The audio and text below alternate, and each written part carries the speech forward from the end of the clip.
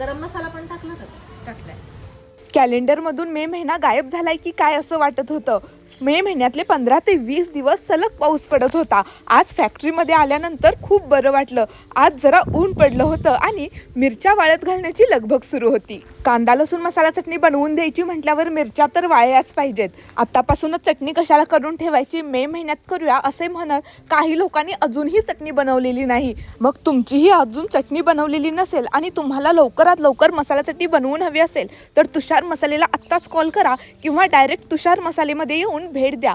Special मिरचीपासून मसाला चटणी बनवायची असेल तर लवकरात लवकर घाई करा. पुन्हा पाऊस चालू व्हायच्या आत तुम्ही मसाला चटणी बनवून घ्या. एकदा का पाऊस चालू झाला की मिरच्या वाळत नाहीत, मग मिरची पावडर पासून मसाला चटणी बनवून घ्यावी लागते. तुषार मसालेमध्ये एकाच छताखाली या कन्सेप्ट खाली तुम्हाला कांदा लसूण मसाला चटणी बनवून घ्यायची असेल तर तुम्हाला कोणताही त्रास नाही. इथे मिरच्या पण मिळतात, मसाले पण मिळतात. मिरच्या वाळवून त्याचे देठ काढले जातात.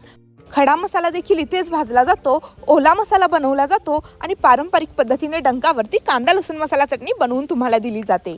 आज ऊन पडलंय तर आज पुन्हा गर्दी व्हायला चालू झालेली आहे. काही कस्टमर चटणी बनवलेली न्यायला आलेले आहेत तर काही कस्टमर ऑर्डर देण्यासाठी आलेले आहेत. मग तुम्ही कधी येताय तुषार मसालेमध्ये कांदा लसूण मसाला चटणी बनवून घ्यायला? आत्ताच कॉल करा आणि तुमची ऑर्डर बुक करा.